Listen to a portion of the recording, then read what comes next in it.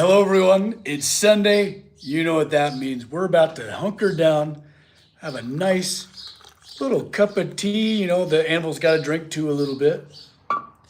This is a great way I get to share and experience and talk to my lovely YouTube community. Once every other week, I like to come in and touch base with you all. We always have lovely conversations, mainly about what I'm doing in the shop. But I'll let the live chat shuffle on in here. And I look forward to it. Jesse, how are you? Good morning, good evening, good afternoon. Whatever time it is for you, I hope you're having a good one. What's up? What's up? Is it 7.3 diesel? No, that's not 7.3. Sounded like it there for a second. Hey! Mythic, there he is. It's good to see you guys. Hi, Ryan. William, how are you guys? Cow, man. I don't know. I was having just kind of a nice slow morning, but now I'm all jazzed up and ready to rock and roll. Man, it's good to see you all. Thank you for joining me. What do you guys want to talk about? Right now, I'm still building this banister. It's still just cruising along because this is the super delicate stuff. The horse banister. Let me grab the blueprint, just as a reminder. So, I got an idea. All right, so instead of me pointing to stuff, I wonder if I could use this as a cursor. Oh, it totally works. Okay, bear with me here. So, I'm currently building this Steel Stampede horse banister, right? But this curve, that curve right there, is so insanely important. I can't even express how important this line is because it translates across the entire rest of the build. Also, where all these angles are, where the stairs come down and then up to that 90 degree and then branch off to that other perpendicular wall. You know what I mean? Very important. That's why I've built the wall itself. Right? That's why I've built this in my shop, including the steps. Well, let me move my tea, including the steps. It's worth doing all that extra work. It really is, I promise you. Yeah, that's a wonderful curve, right? Right, because it's gotta be ergonomic. Here, let me grab something real quick.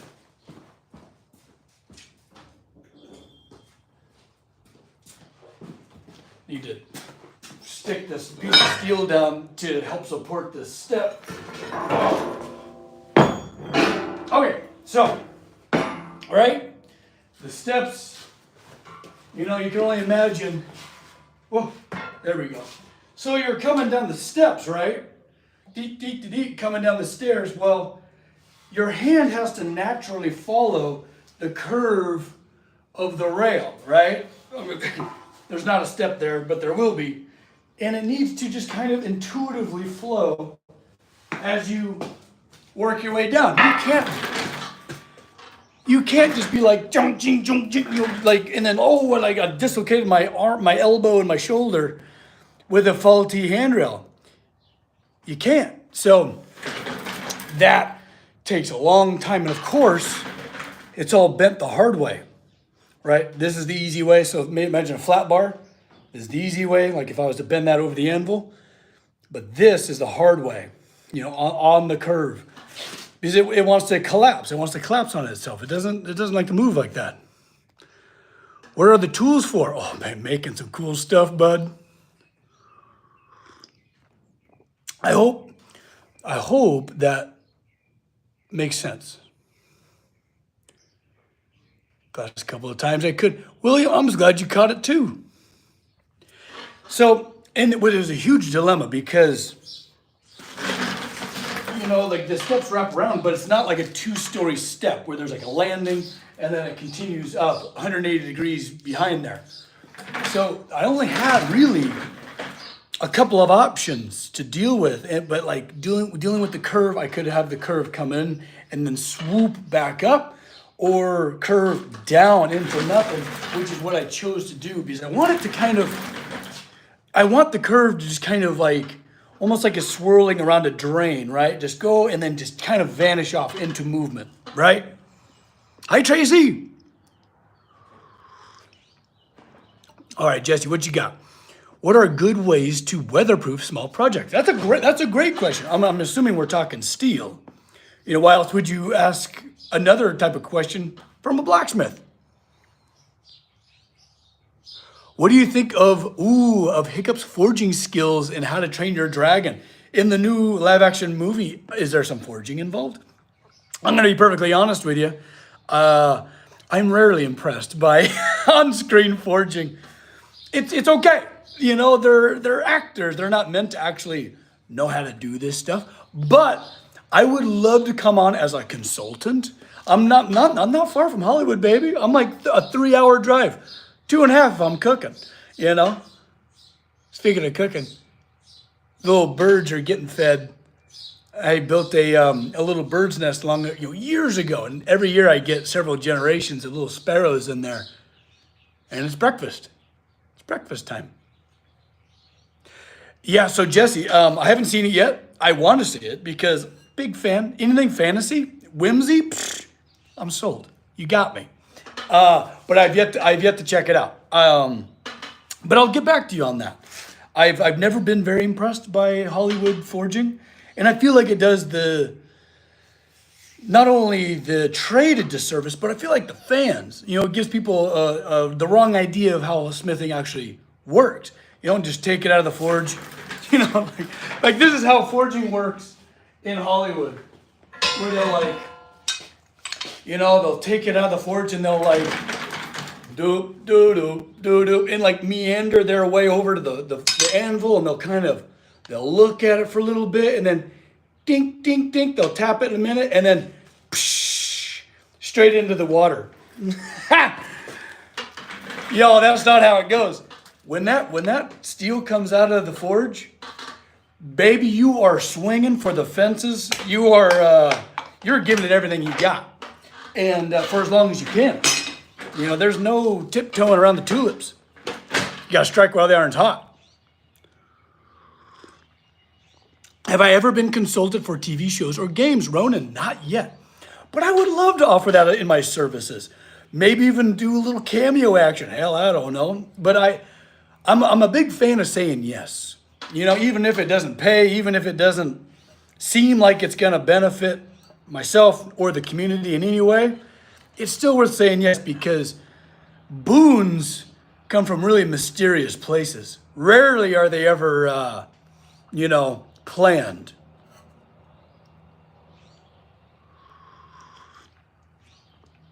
I recommend the Dragon Prince. Oh, Ronan, don't you worry.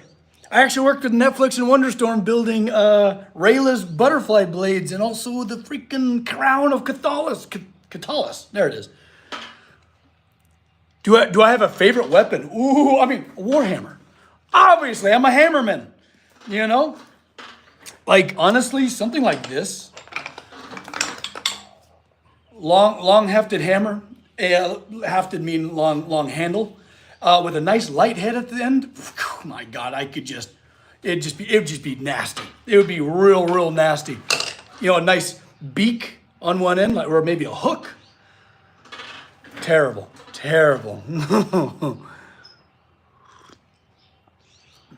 Ooh, best forging scene for me was in The Hobbit when Smaug lit the forges in The Hobbit. Justin, I'm going to counter you. Same series, but I'll never forget seeing The Hobbit in the theaters, the first one, and the epilogue, or not the epilogue, but the intro, when they were talking about Erebor, and then you see, one of the dwarves holding something in his tongs, and he's looking at it, and he just reaches it up, and those two colossal hammers go bing.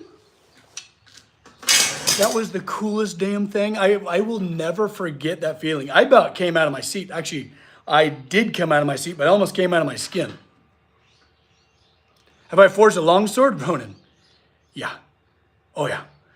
You know, so I don't know how to break this to you, but swords and blades and stuff, that is just about one of the easiest things you can do as a smith, versus building something colossal that functions, that is 10,000 pounds of perfect steel, where it needs to go, what it needs to do, and also be beautiful.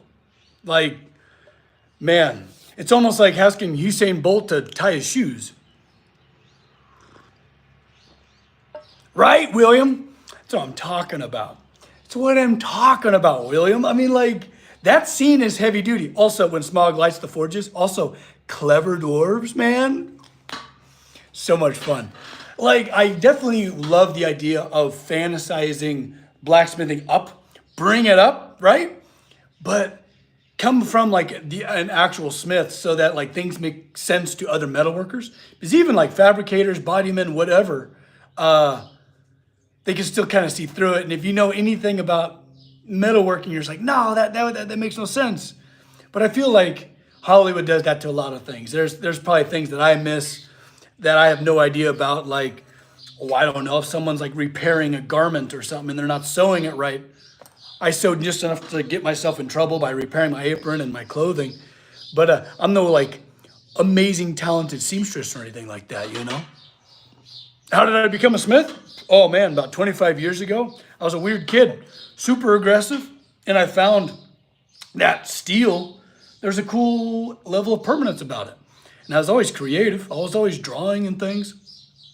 So I just took to it. I was just weird. I wasn't around it. I just got into it when I was a little kid. Popeye is the best blacksmith? Yeah, he would be. Good wrist strength. Did he need qualifications? No. No. Get in there. Get your hands dirty. Get some fires lit. You know, strike some steel. No qualifications. Just be safe, right? Just be careful of both yourself, your tools, and your space. Don't burn your house down or nothing. You know, there's a lot of fire involved. Actually, on this channel, I have my 5 tips to becoming a blacksmith. Go check it out. I would even love to teach you. I have an online course. You kind of remind me of Al from Home Improvement. I thought you said AI for a second. Al, yeah, Al Borland. I never watched that much as a kid. I don't know if I just didn't have access to it or what, but that was just not part of my growing up. Was he a good guy? Was he a good guy in the series or a bad guy? Was he an antagonist in any way? Because I hate to be a bad guy.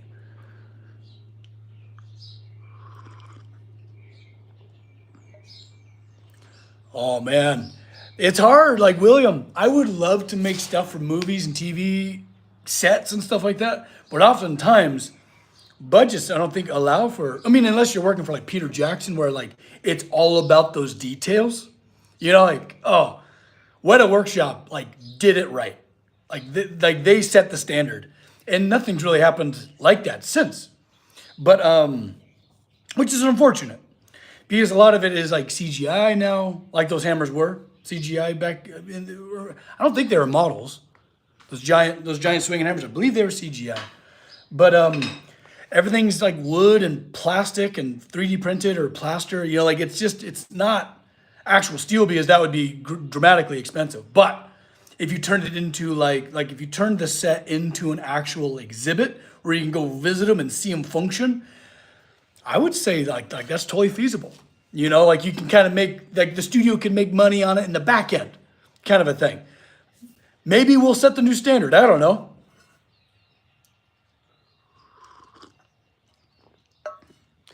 Never go see a historical. Oh man, Yvonne, never go see a historical movie with a costume history enthusiast. I bet. See, exactly, just like that. Like there's probably so many things that I miss, you know, like period pieces, like, oh, this Victorian era, you know, this you know, piece of literature and that was turned into a movie. Like, oh, they didn't have that yet, you know? God, there's so many things I'm sure I'm missing. But when it comes to smithing and metalworking, I pick up on it too quick. How am I? I'm doing great. I'm doing absolutely tremendous today. How are you? Hope you're doing good too.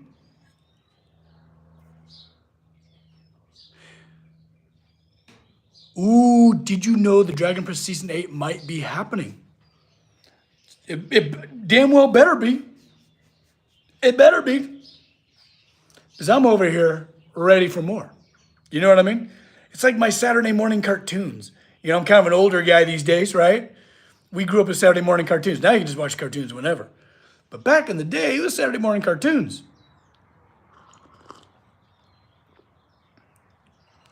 Matt, this new schedule wreaks havoc on your random errands. Well, just maybe count me as one of your random errands, and it won't be so bad.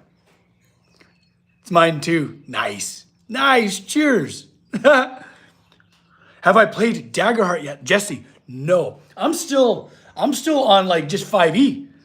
Plain Jane vanilla, but I'm very much a rule of cool type of DM where I can like homebrew on the spot and keep things balanced, right? I think that's a hard thing to balance, right? You know, being a fun, like soft DM, you know, where rule of cool is the rule of cool, right? And working with your players and also not letting them get away with too much, you know, being hard on some certain things. But I'm still in 5e. I still love it. You know, I homebrew a lot, just kind of on the fly, you know. But the hard part is taking notes, you know, and remembering things that you ruled when you do it, because you're usually like in the zone, right? What have I done with Rayler's Blades, Ronan? That's a great question. They Netflix bought them, so they're at their headquarters, probably in a cool little case where they stole it from Rayla.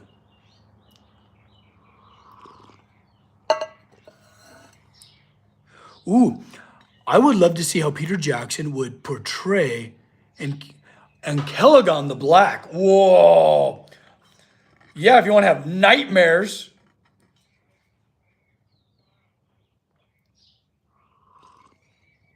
Yeah, it sounds like you want nightmares. My goodness.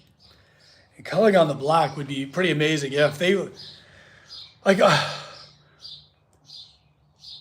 I'm trying to think of where the Rings of Power timeline is, but that's way after. That's way after. It'd be cool to see like, you know, like a full blown like Silmarillion, like just epic, like blow the doors off, like apocalyptic level action. I'd be down for that. Heck yeah. Now that I'm actually into the smithing, I point out shite that's wrong with smithing scenes. It happens on all of them, and it's interesting too because it's almost like created its own way of smithing. Like there's real smithing, and then there's like Hollywood smithing. Isn't that interesting? How like common tropes have just become like universally accepted. I find that fascinating. You know how you can almost trace that back to speech patterns. And then it almost becomes like cultural. It's wild. I don't know, but I would love to come on as a consultant. You know, train Robert Downey Jr. to forge himself an actual Iron Man suit. Like, how cool would that be? Oh, you would cry, Littlefoot? I know, it would be pretty rad. I mean, honestly, if we just got a like Baron and Luthien epic love story, I'd be all right. I'd be all right with that. Speaking of love stories, today is my anniversary with my lovely wife. Today it is. We're gonna go, you know, like relaxation is short supply these days. And I'm gonna take us and go get massages. Because we work our asses off and, you know, like, God, man, like when you start doing the Batman neck, the Michael Keaton, right? Whew, I'm gonna go get us some couple massages. Thanks, guys. Oh, you're all too cute. You're too kind. Yeah, today. Yeah, we're gonna go treat ourselves. We might go, there's a pool nearby. We might go raid the pool. I don't know. Because it's been hot. It's been doggone hot. But it doesn't stop me from having some good hot tea. You know, kind of one of those weirdos. You know, like iced coffee would probably make a lot of sense, but I just still just like my hot drinks, even if it's like 100 outside. You know. Does my wife help me with my smithing? No, but she helps me with literally everything else. She's amazing. You know, she does a lot of work honestly, just being able to like talk to clients when my brain is in here, because switching gears is tough. You know, some of those old transmissions, I'm grinding gears trying to get back to having to, people, how do I talk to a client about budgets and all that stuff? Meanwhile, and then jump back into being hyper creative. That's hard to do. So having yourself a teammate is pretty amazing. Not that I designed it that way, it just kind of worked out that way. Our strengths somehow are like two sides of a coin. It's pretty great. Ronan, great question. Are your clients local or international? My books are definitely open to international work.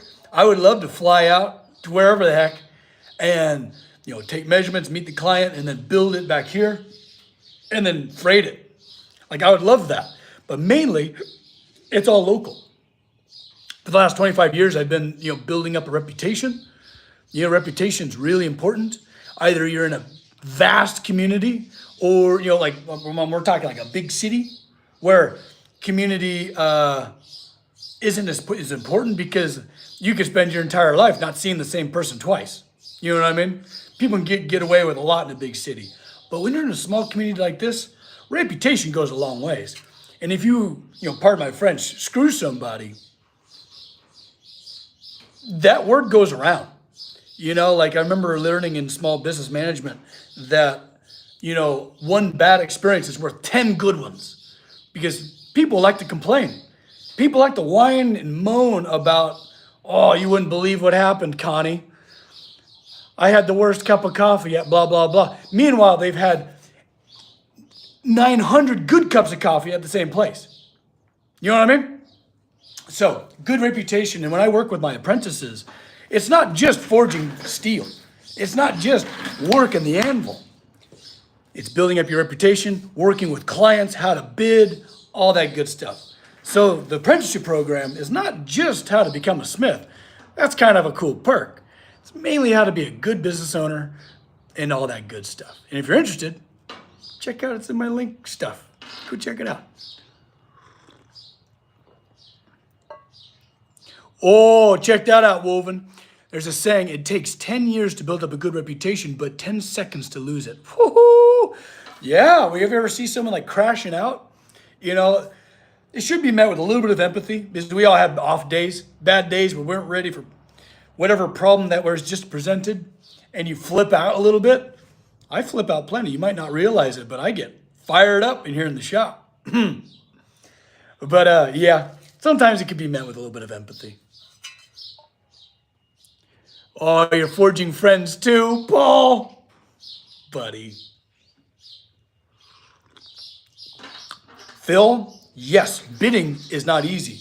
And it's just as big as a part of the process as this hammer, as all of my hammers, as every single tool in here. Bidding and working with clients well is such a huge part. Talking about empathy, right? Man, I can't imagine you angry. Oh, like the pendulum always swings both ways, right? We always talk about the pendulum, and the further the pendulum can swing into joy and happiness and caring and kindness, so can it swing the equal and opposite direction. I feel like most people are like kind of right in here. It's good. It's good. It's happy. It's nice and kind of lukewarm, cool, in all the different directions. Kind of out here, and whoa, man, it's ugly. It's super ugly, and I don't like it. Hello, I am doing great. How are you? I hope you're doing great. Oh, it's scariest when they snap. Yeah, 100%. What's Tanner saying? Around where I grew up, Blue Ridge. Gotcha. Oh, over in Georgia. Nice. There are smithing meetups. Nice. That's great. Have you attended something similar? Tanner, that's a fantastic question, my friend. So, I was actually just asked to answer your question, not really. I've kind of been on a solitary journey, which has been part of my learning style. I'm very stubborn. I'm very hard-headed and very just kind of bullheaded. I have to find things out for myself. I have to forge ahead, forge ahead and, create my own path. Have to. That's just the way I was built. And I wish I could learn from a book, from a person. I don't know what it is. There's many screws loose, but that's one of them, right? But after 25 years, I've taught myself a lot. And I was just asked to go up to Washington to the Northwest Blacksmith Association. And y'all, that was so much fun. I'll post a short about it. I promise. I'm still trying to figure out how to upload all I have like hours of footage of my forging, of the lessons I was trying to teach, the classes I was teaching, and the demonstrations that I was doing out there. Because I was getting into some deep theory. Because I was surrounded by smiths. They know all the basics. I was getting into deep theory with them, and that was a lot of fun. So they flew me up there. They took care of my room and board, even paid me for my time. So yeah, that was like the only time I ever hang out with that fellow Smith is when I'm like teaching. School of Hard Knocks, 100%. What is everyone else's learning style? I know there's like kinesthetic, which is me. I have to like feel it. I have to do it with my hands. Like my hands are like just tethered to my brain. What? You want to say hi? Okay, Copper Dog, come here. Mr. Copper Dog wants to say hi. Here he is. Ooh, does YouTube pay me for smithing? A little bit, like a tiny amount. One day it might a lot. That's the hope. If this channel can grow, that means I might be able to not have to work for clients. I might be able to just build cool stuff for you guys and then do a giveaway. Like, could you imagine me with freedom? I couldn't. Copper, could you imagine it? I couldn't. One day, it would be amazing because mainly all social media actually costs me a significant amount. But it's worth it. It's worth having this. It's worth having this exchange. You know what I mean? Plus, like the community, and also I would have never been able to work with Netflix to build rayless blades like we were talking about without social media. So it's a good investment. It's a very good investment, an evergreen investment. It would be amazing. One day when this channel grows enough to where I don't have to build stuff for other people and I can just build what's in my mind. Guys, I can't even explain to you how I haven't even scratched the surface of what's possible.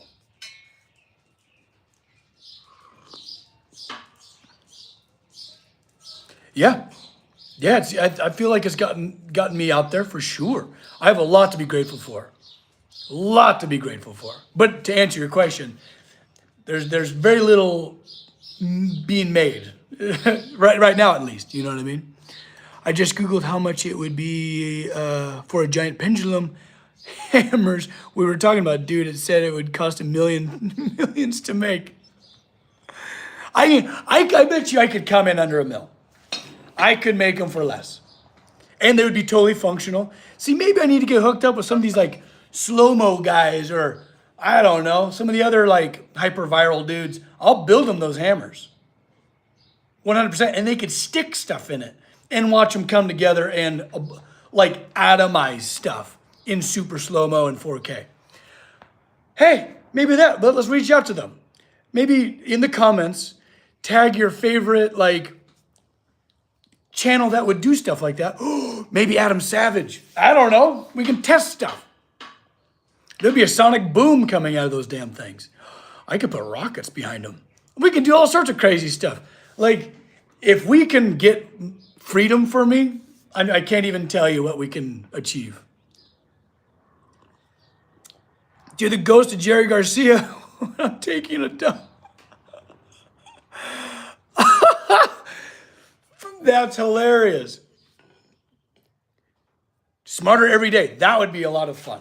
Yeah, like the science-based kind of cool, clever channels. Let's do some collaborations.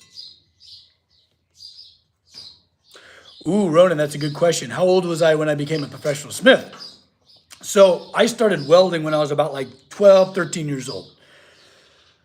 And I got really good at it. You know, I loved fabrication. I loved the permanence because as a kid, there wasn't a sense of permanence in my life. So like being able to make stuff that'll last pretty much forever was really cool. But I realized, oh my gosh, I can get this stuff hot and I could do anything. And I can like link my creative mind with my utilitarian working steel mind.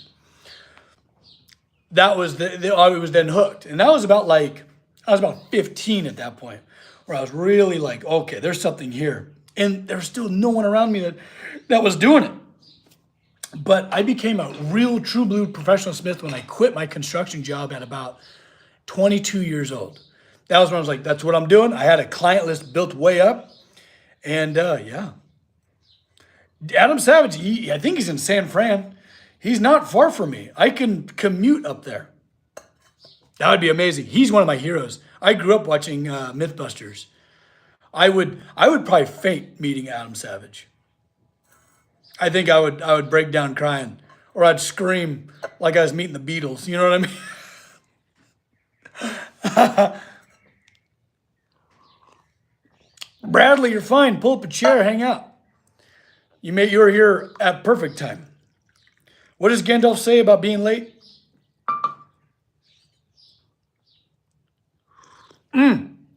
What's the first thing you made and how old were you? Oh God, first big thing? What's big to you?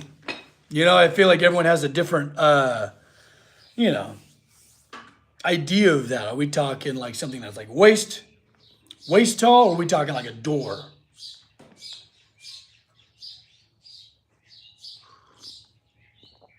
Ooh, what did your construction coworkers think about your blacksmithing? Paul, that's another great question. Dang. You guys are firing them off. So my brother, I worked with my brother for a lot of years. And, I'm going to try not to get choked up here, but he always believed in me. He kind of raised me. I love my brother very much. And he always knew I had the potential, but he was also happy that I was, working and learning skills and trades. I feel like every young person should try to get into some type of vocational training, either it be construction, machining, welding, whatever. You'll always be able to take that into your life, even if you're just hanging a picture frame when you're way later in life. But you know how to like use a tape measure, you know how to get something plumb, you know what a stud might be. Like, I think it's really important to do. Also, maybe on that same token, have a service industry job.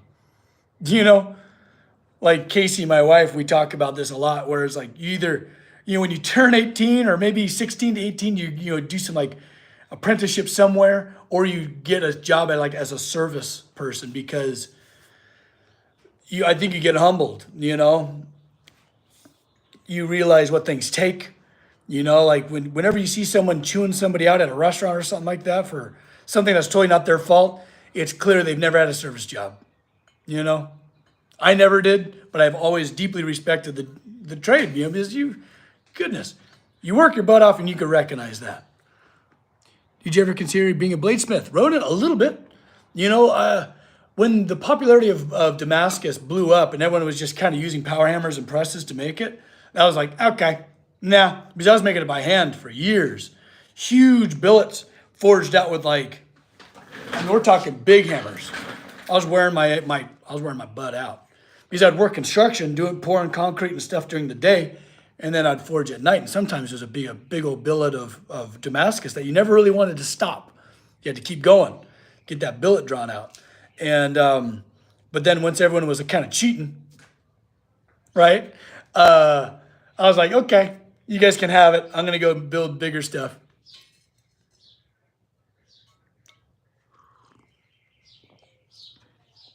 Ooh, Jesse, would you ever want a power hammer? Hell yeah. I don't have any, well, knock on wood, I don't have any damage in my shoulder, but, I feel like I only got a couple billion more strikes in me. So, yeah, a series of power hammers would be amazing. Especially with the amount of steel that I'm moving. I'm moving like 2-inch bar around here, like I see guys doing power hammer work with like tiny stuff. Like, what the heck? You get on the anvil. What are you doing? Because I feel like you get good at what you get good at what you practice, right? And if that's cutting corners, guess what? But with that said, I do want a power hammer just to get things moved out so that I can true them up here on the anvil. Because I still like getting, ringing hammers. I'll never stop swinging a hammer, ever. Oh, I remember a question from a little while back. What is like one of the first big things that I ever built? So I talk to my apprentices a lot about how do you get found?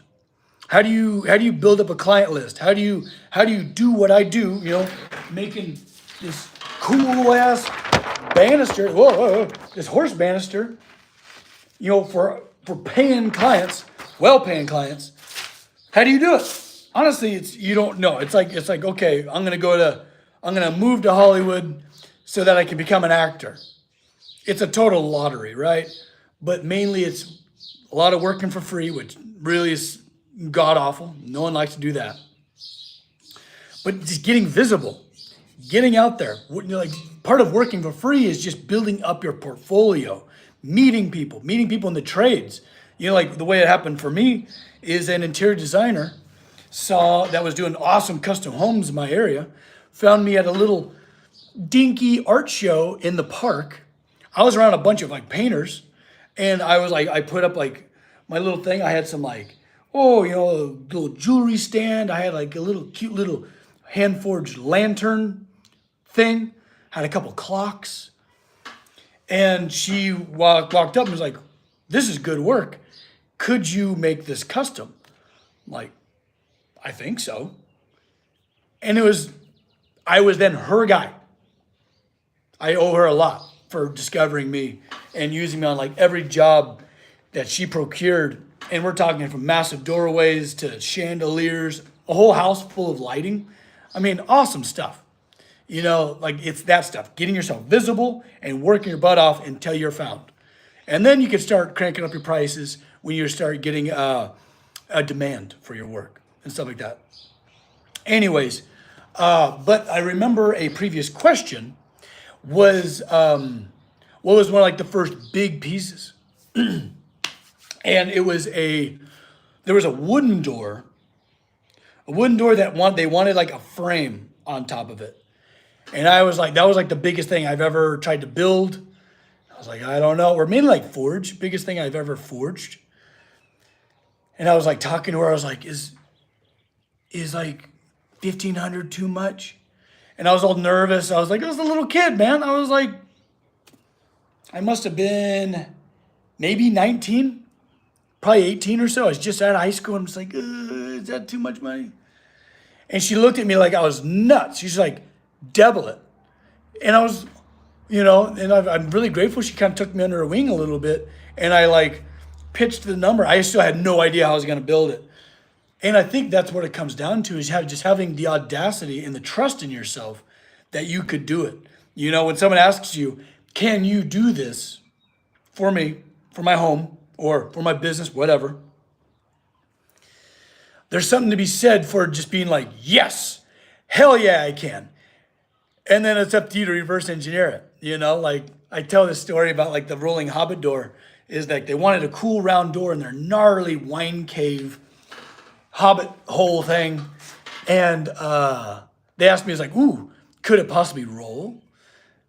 And I was like, sure it could. And then I'm rattling all those such other stuff, oh yeah, there'll be exposed gear works where I'll hand cut them and you just turn a little wheel and the whole thing moves. And they're like, great, go do it. And I'm in the truck, biting my fingernails down to nubs, just what have I done? How am I going to do that? What am I going to do? Panicking.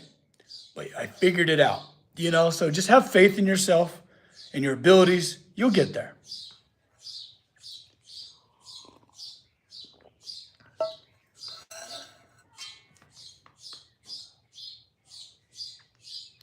Ooh, Raymond, made you want to be a blacksmith.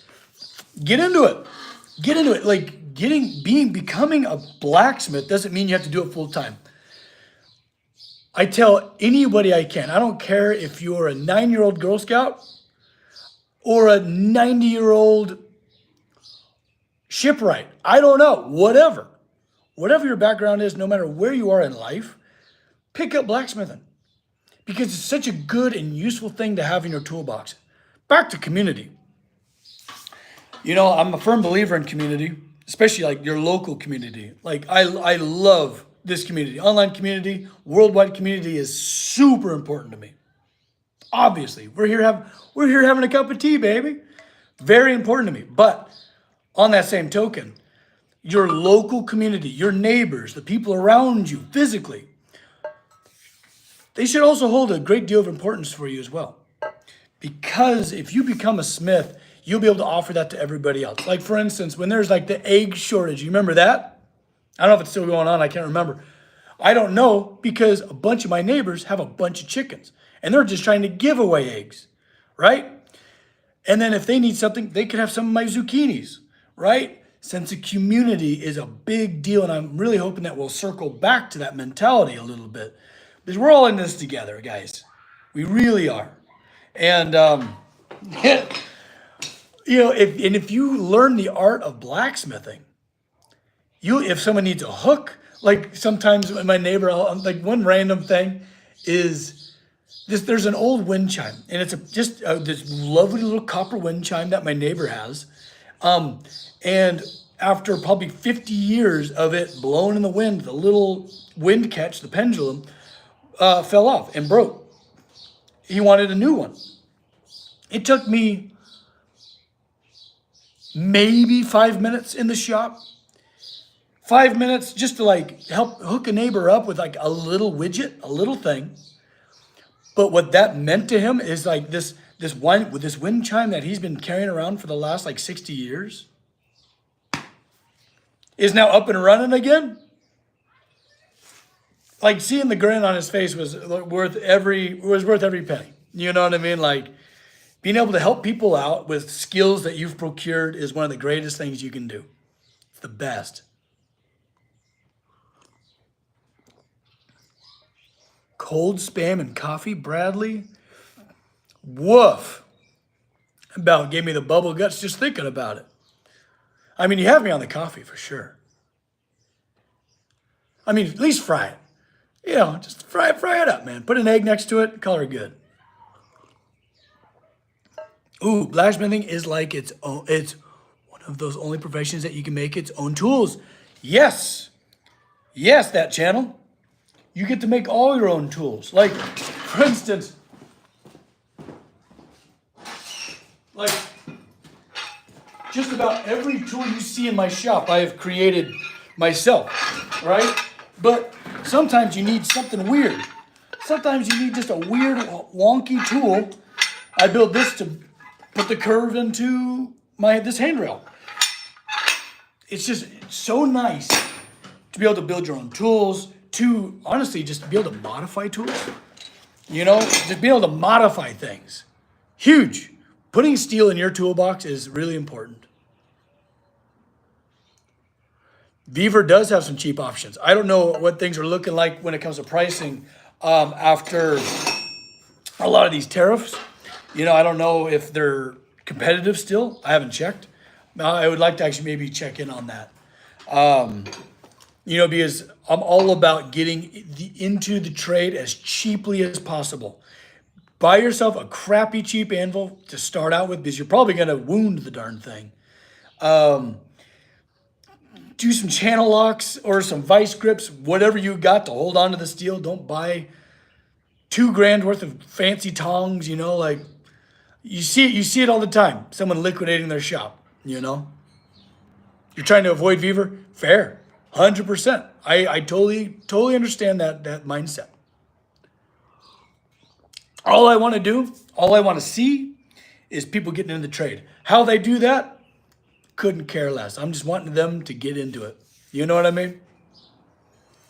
These skills are important, and you never really lose them. It's like riding bikes. You might get a little fuzzy. You might get a little fuzzy on it, you know, but they return to you. Skills are a great investment.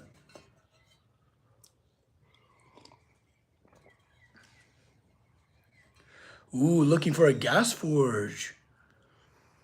Yeah. gas forge. Also, they're not tough to build. You might want to look into that. If you got a welder, any kind, it could be oxyacetylene. If you got yourself a welder, I'd say you could just build yourself one, because then you can modify it. I like building all my own tools, but then I can modify and adjust, because they're all just wacky inventions, You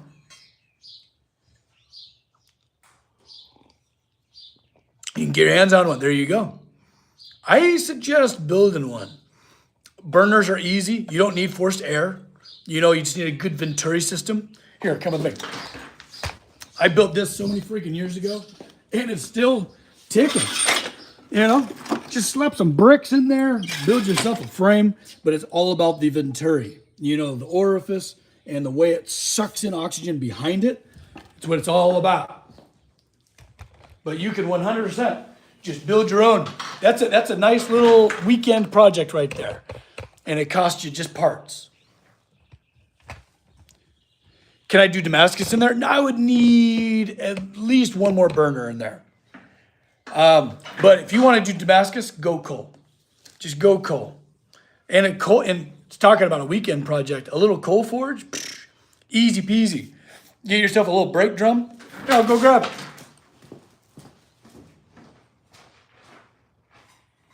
This is literally all you need right here. Right there. There's your forge. This is a nice, easy little weekend project for you. It's a little brake rotor, right? Brake rotor with just a piece of plate. Any scrap steel will do. Drill some holes in the darn thing. Have it line up with the hub. Hammer that, crank it down, and make yourself, find the recipe online. Make yourself a high temp mortar. It's easy. I teach you guys how to do this in my online apprenticeship program. That thing cost $5, maybe. Because brake rotors, you can find those at any junkyard or anything, scrap steel. Like, you have to pay to scrap and recycle stuff. So a lot of automotive shops and stuff like that, they'll likely give it away. That's one of the lessons I like to teach in my apprenticeship program, is becoming a bit of like a steel raccoon, a little bit of a little hound, like Mr. Copper Dog, a little steel hound, finding leaf springs, finding just rebar, going to a construction site. They have a giant dumpster full of rebar, like cutoffs and trimmings and stuff like that, especially like track homes and stuff like that. They don't give a crap. They're just cutting and going. If you see someone pouring a slab or knocking forms off of a concrete slab, if you know what that looks like, go and ask them, hey, do you have any rebar that you need getting rid of? They're like, yeah, it's in that dumpster right over there. Go pick that thing clean. Ask for permission. I better not be getting any letters home from you guys. Okay? I'm watching you. Ask for permission, but a lot of times they'll just give it to you. And then there's like, out of one construction site, you could walk away with pretty much a year's worth of steel for fire pokers, all sorts of stuff. Yeah, picking up garbage, it's unbelievable what people throw away. But you got to be careful, because you got to use it. You got to cycle through the stuff. You can't become a hoarder. Yeah, scratch bashing. Yes, 100%. If you need to make yourself a tool, you got steel. You got cheap, free steel to work with.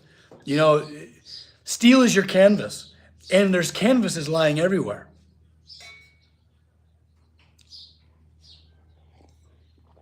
Oh, man. Happy Sunday, you guys. Oh, but to make this forge work, so you can take some dryer hose, right? The flexible stuff. You can put a hair dryer on the other end of that thing. Go to Goodwill or any type of thrift store. There's probably some old cheapo hair dryer. Use that thing as their blower.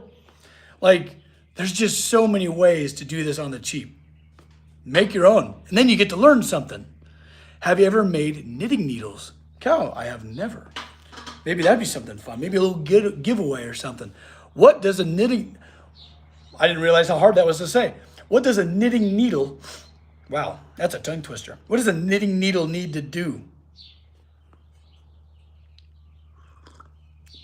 Can you do a video on your forges? Ooh, maybe a little shop tour.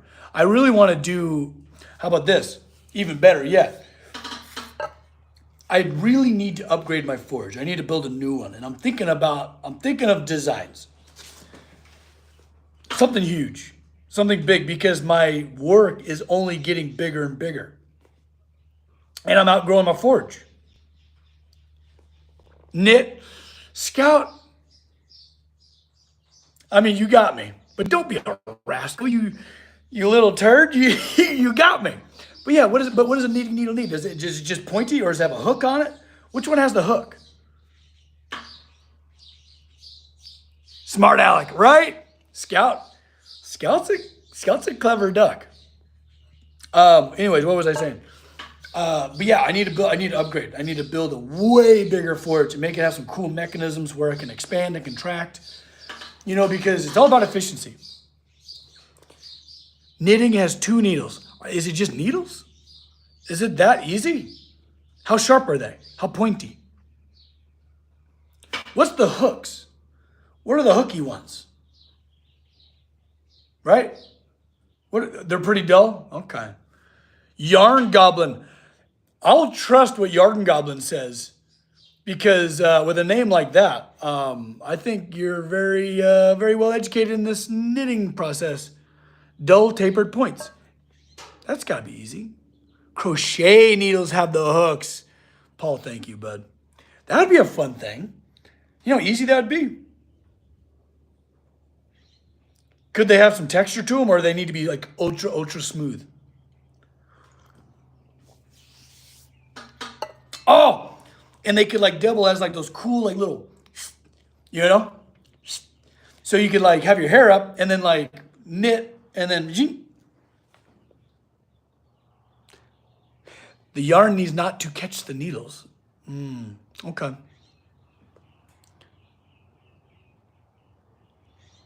Knife making gas forges, totally. Yeah. I think that'd be great.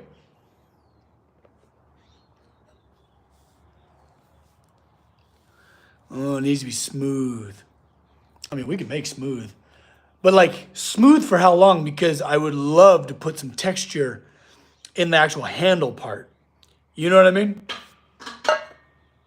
And there's no eye or anything at on the base, right? It's like a chopstick, right? Would a hot anvil prolong the hammering times? Ooh, between heats, woven. It's funny you say that. Like, especially now that we're in the summertime. Well, actually, you're in South Africa, so you're in winter, aren't you? You're in the southern hemisphere. But your anvil soaks up a lot of heat. You know, and it's really apparent when you're working on, like, let me see here. What do I got regular at my disposal? Oh, here we go.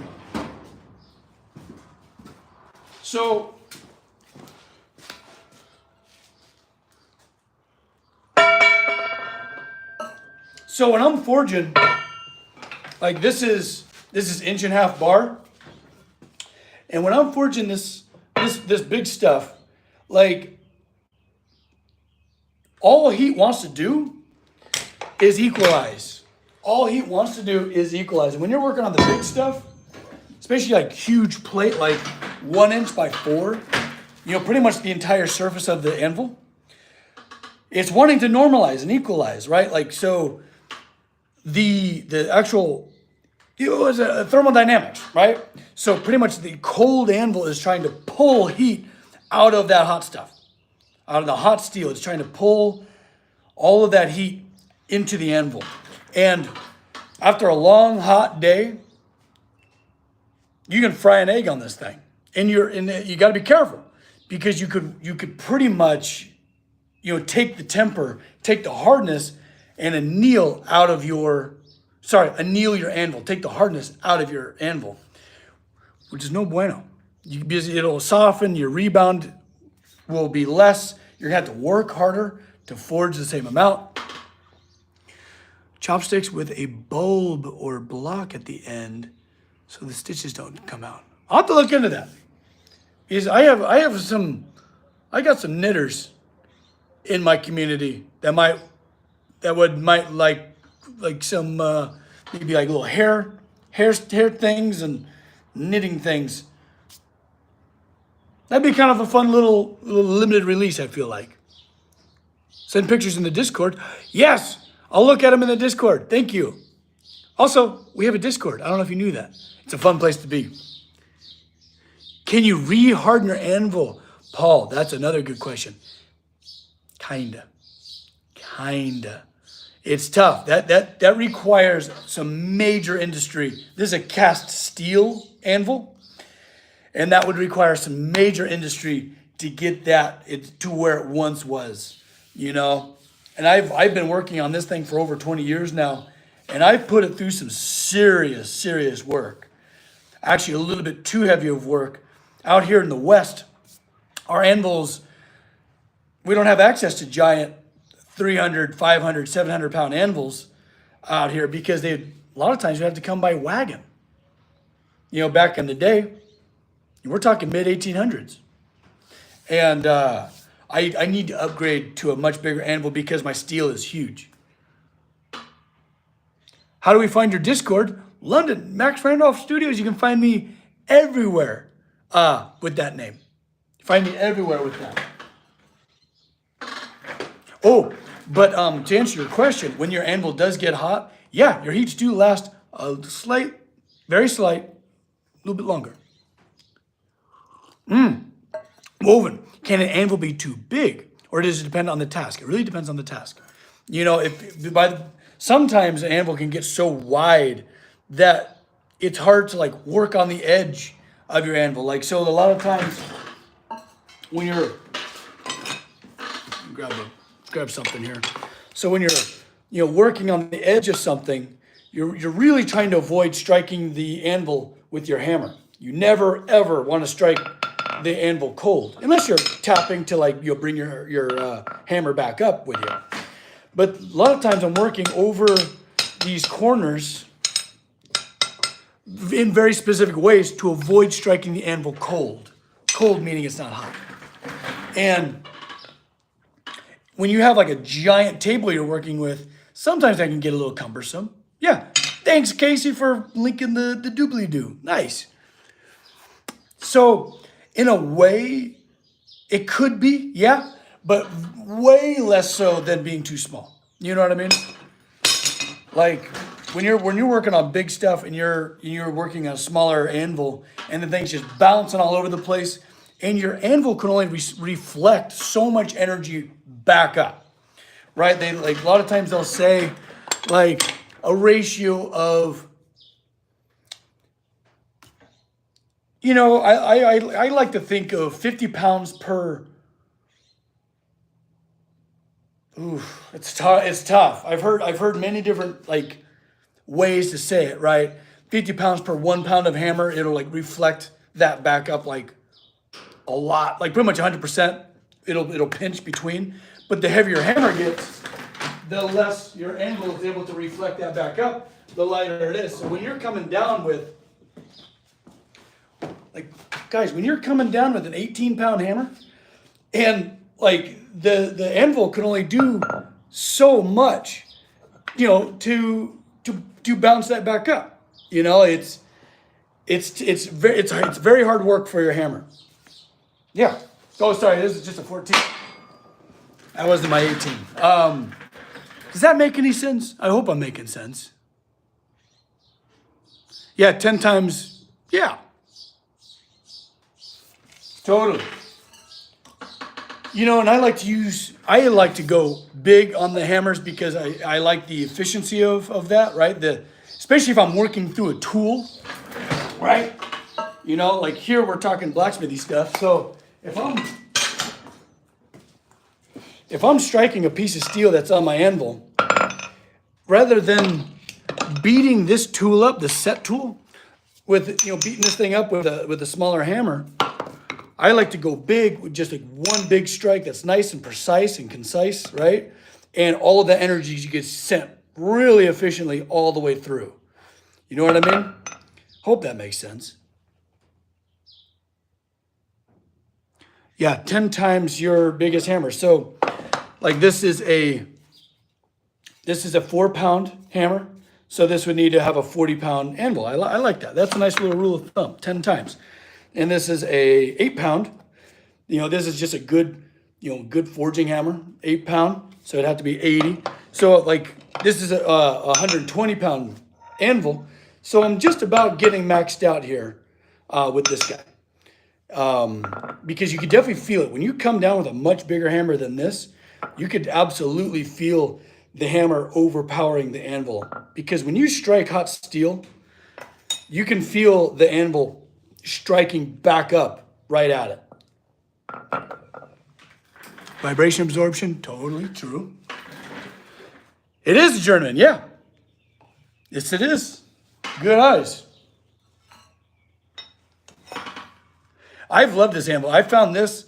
There's a company called Farm Supply in my area that I grew up going to. And it was on the ground, brand spanking new. It still had like the plastic over it with the oil. Like the oil plastic, the little like cling wrap they wrapped that thing in. And it was just like on the ground and none of them knew what to do with it. And I was like, I know exactly what to do with it. Ring it up. I had exactly like $500 in my checking account at the time, and I bought it. And I never looked back. I love this anvil. She's my baby. Yeah, 20-pound hammer would be, yep, exactly. And we got 20-pounders in there, But when you start getting the 20 pounds, that's more of like a striking situation. Where I'm able to put hot steel into my swedge block or in the hardy hole, where I'm able to really, really get down. You know what I mean?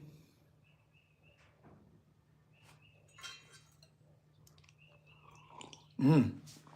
204. Gotcha. Nice. One of the things I really love about this journeyman is the fork on the heel. That little fork right there for bending. It's mainly a shoer's anvil. This is mainly for ferriting.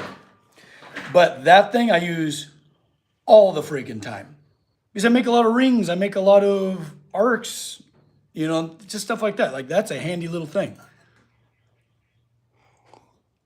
Is that a good thing to have? Oh yeah. Oh yeah. Oh man. I've been loving your guys' questions. I like how technical we've gone. Sometimes we're like deep into philosophy, but this is a fun, like technical one. Nice. There you go.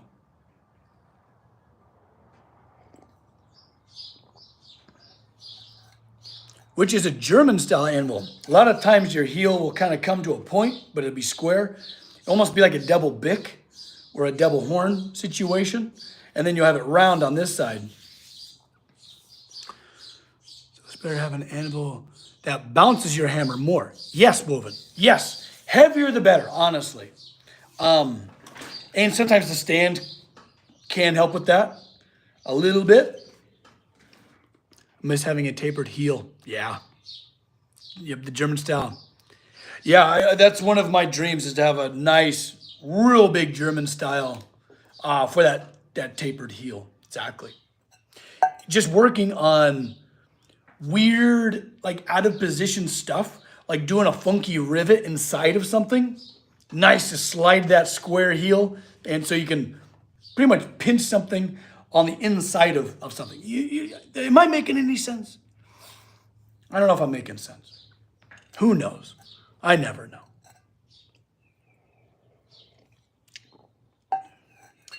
I have an itsy bitsy 5-pound anvil. That's the sweetest thing ever. Yeah, for the jewelry stuff. Honestly, that's great. I have 1, 2, 3, 4, 5, 6. I got 6 anvils in here, and they all have different jobs. I got my rough anvil for when things get rough.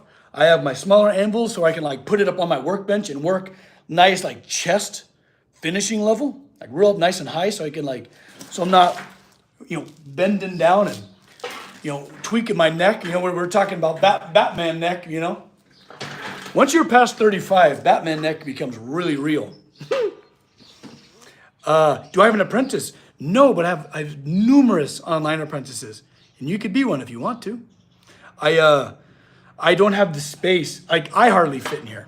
This is a pitiful space. Hey, I don't want to offend it, right? Like, I'm very grateful for you, but I can't wait to expand.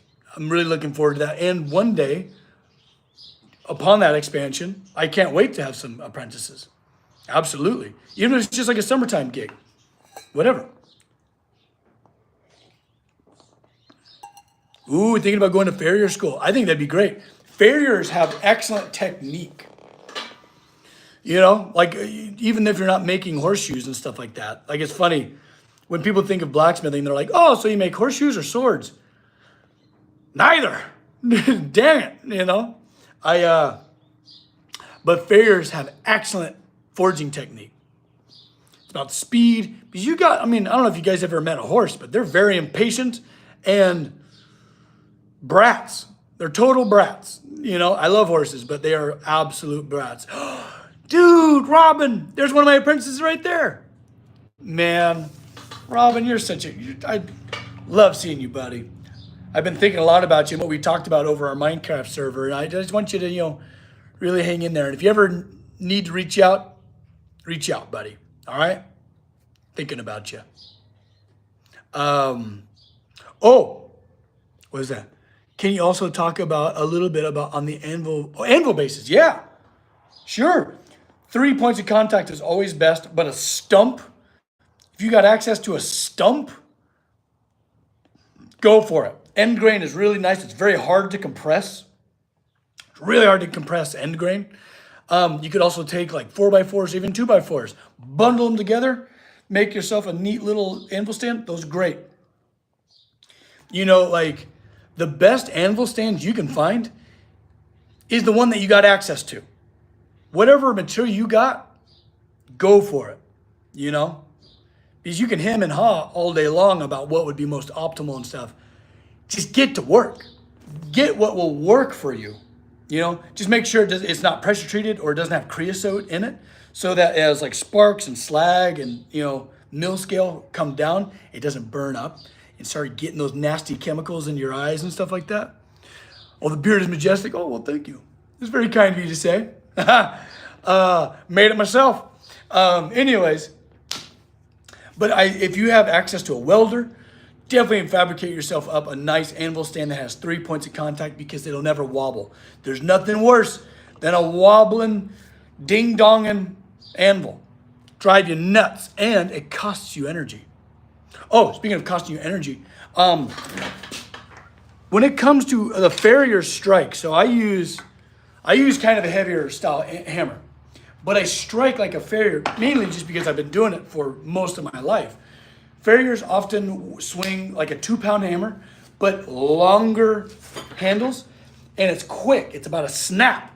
It's like pulling down a rope and like being underneath, sheathing your elbow and whipping that hammer handle down, and mainly it's where the handle stops.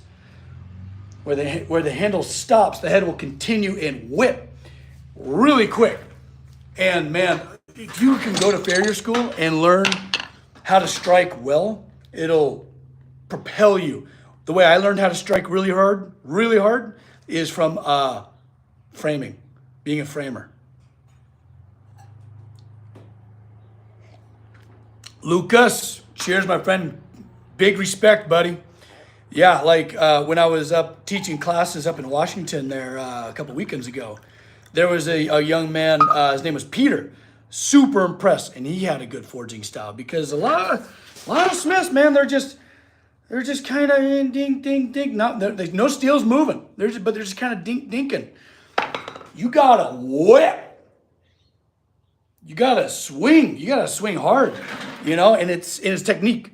Because you'll see, you'll get these big dudes, and that won't translate to striking hard and moving steel. Because I've seen very petite people crushing bar, Crushing steel with good technique. It's all technique. It's all in here.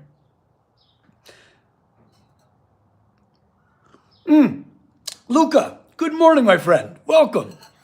Am I a farrier? No, absolutely not. Huge respect for it, though.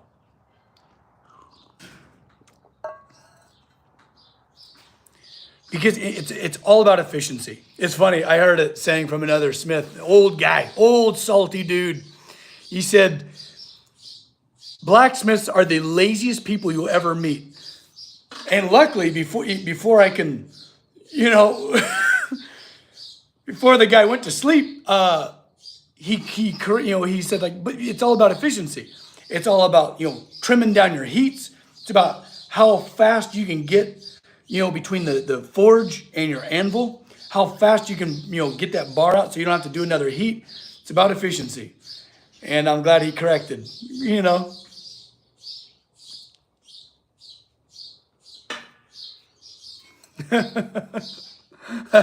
Oh, Robin. Robin, I missed your comment up top. I'm going up there to see it.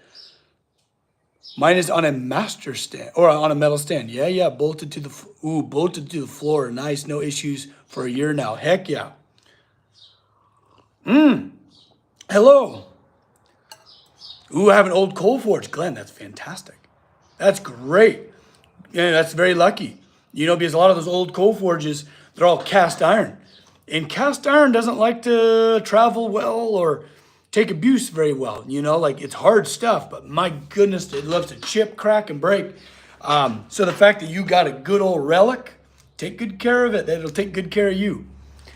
Max, you should come watch my live streams. Okay. Thursday night. Okay, I'll try to make one. That'd be amazing. So 7, it'd be 4 o'clock for me. Got it. Cole is my mistress. She can be a cruel one too. Ooh, Ironwood. Any advice for beginning smith? I actually have a video on this same channel. My 5 tips how to get started. Give it a watch after all this. But my biggest thing is, like find a class if you can afford it. There's usually maybe a club or an organization that is really eager for new blood. They're very eager to teach you and share. It's a very giving and sharing space. It might seem very, macho, or it might seem a little bit gatekeepy. Maybe it exists in some small degree, but you're going to find some of the most passionate and positive people you will ever meet in the world of blacksmithing. Join the apprentice. Okay, well, Robin, you're too good to me, buddy. But that's one of my apprentices, and I could not be more proud of his work right there. Hammertown Anvil rocks, man. Absolutely rocks. But yeah, try not to overinvest. Give it a try. Next time you have a campfire, get yourself a rock and a claw hammer, and maybe some rebar you got laying around. Get a good dull red heat and just see what happens. That's how I started. I was just far too humble. Oh, you're too kind. Quit it, buddy. Copper, want to say hi? Come here, buddy. Let's go say hi. Come here, dude. Come here, Copper. Oh, buddy. Oh, Copper dog. There he is. The nicest people we ever meet was a blacksmith. Yeah, Glenn. It's Copper dog. That is 100% genuine Copper dog. Isn't it, buddy? Got a bath yesterday. He's all smelling good and ready for all the little wiener dog ladies out there. Oh, man. Oh, and Robin, I want to talk to you apprentices about. So I do lessons, and then we have discussions in the apprenticeship program and stuff like that. And then, of course, there's other live streams. There's a bunch of other stuff you'll get. But building this hand drill right now, and it's taken me a while because it has to be perfect. But getting that curve, deeply technical, and I want to go over that with you guys, all your other apprentices. So stay tuned for that lesson. That'll be a lot of fun. There's a fun new tool involved.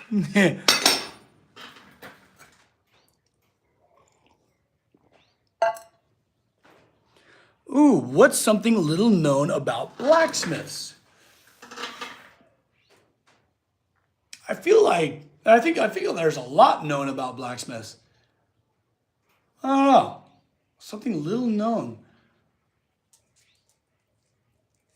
Ooh, that's tough. Little known. Well,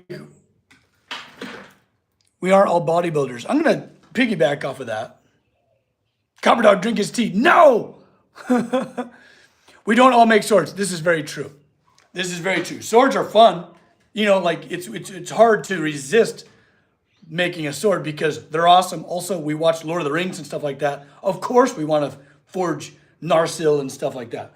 But when it comes to a blacksmith's strength, it's not so much your bicep. That's a part of it, right? A lot of your tricep and especially your lat. But it's all of these weird, like sinew flesh. It's all that weird stuff. You know, it's all these ropey things. And that's where a lot of that strength is. And it takes a long time to build that up. Strength in your hands, strength in your wrist. A lot of it is just this. Because that's how you get your egg, right? Pulling this up on your wrist.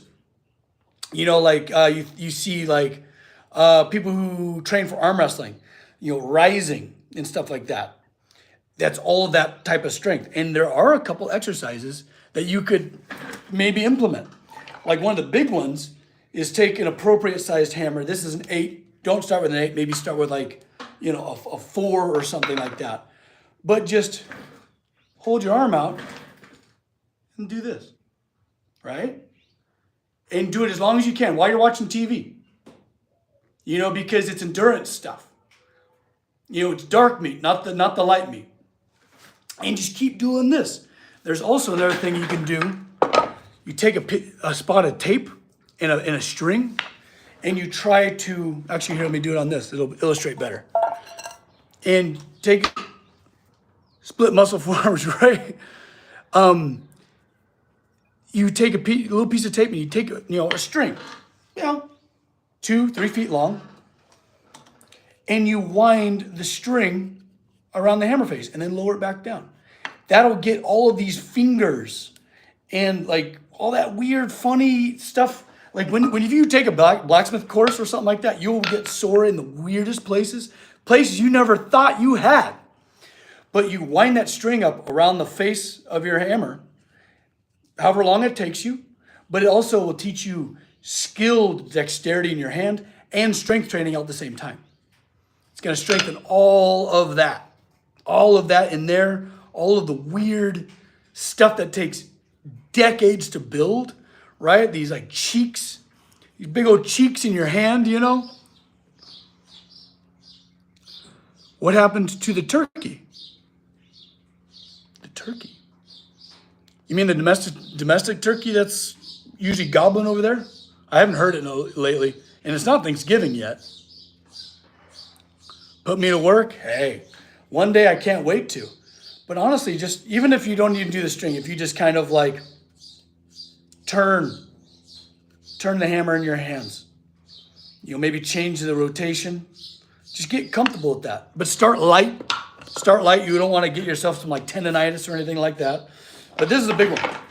Getting your wrists nice and strong. That's a big one to start off with. Also, just raises like that, right? Do those. Things that are intuitive. Also, just carry around a hammer. Having the weight outside away from your hand is a big one. Just walk around with a hammer. You'll get strong.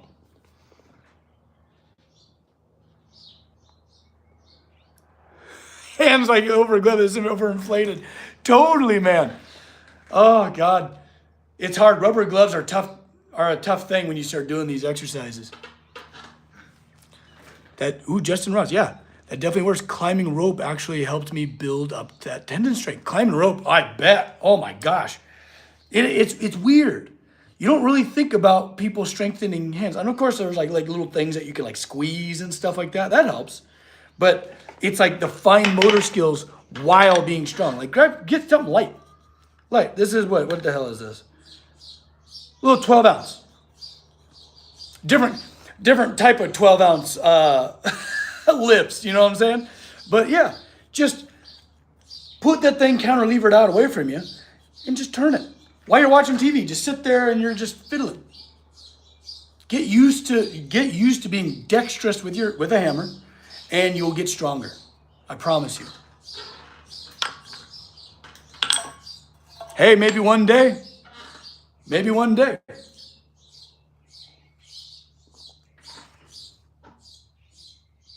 Yeah, 100%. Just added weight, and I feel like so much of it is just intuitive. You know, there's a lot of times where you're maybe having to come in at like a weird angle, and if your wrist is collapsing, it's no good. Your wrist has to be nice and strong, and that's a hard thing to exercise unless you're doing this every day. And it will still take years to get good and strong. And it also prepares your skin. You know, you're gonna have blisters if you're starting out. That's okay. That's how it gets tougher, you know. But since it is our anniversary today, I'm gonna undo my apron. I'm not gonna work anymore today. And I'm gonna go get some couple massages with my lovely wife. And I'm very excited to do so. But I hope you guys have an absolutely tremendous remainder of your weekend, everybody. Have a good Sunday. Maybe pour yourself something fine, you know. Treat someone good today, maybe just yourself. I don't know. You know, but I want you guys all to get out there and strike true. Never forget I love you, and don't forget to love each other. Okay, everybody. Take care. Bye-bye. Cheers.